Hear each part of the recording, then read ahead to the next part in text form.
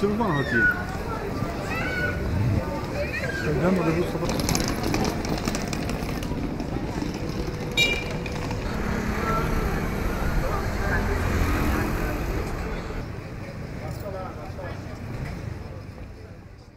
Korunmaları. Divê ew bêne parastin, ji her tiştî bêne parastin û rêz li jinan bêgirtin. Lê ew yek li ba me nîne. Lazım. Ama yok, bizde yok o. Kadın hak ve özgürlüklerini. Ez li kesek wisa digerim ku bawerî bi mafên jinan hebe. Ne ku jinan li piştî mêran lê li pêşiyan mêran bibîne û digerim. Wê demê em dikarin wê kev bibin. Em zimanê ku dibên jin wiha radibin, wiha rûdinê naxwazin helbet. Zaman û helwestekî modern û hemdem lazım e. Bir dil istemiyoruz tabii ki. Daha modern, çağdaş bir dil, bir anlayış.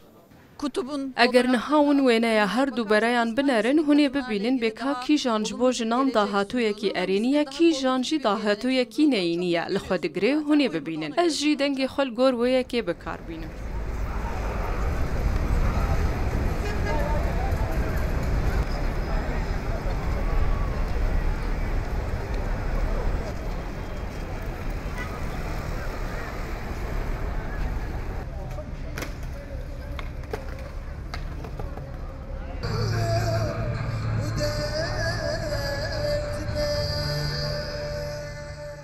Bana kalırsa hiçbir vaat yerine Biyamin heta niha çûwedek bicî nehatine. Temenê min 65 sal e. Kîjan partî gotinê xwe bicî anîne.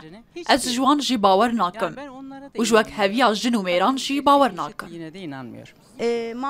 Mixabin mafê jinan nînin.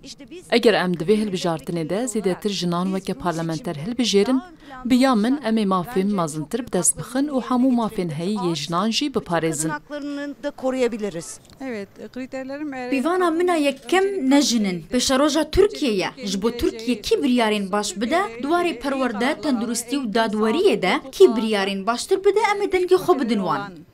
hangi parti olursa ona veririz.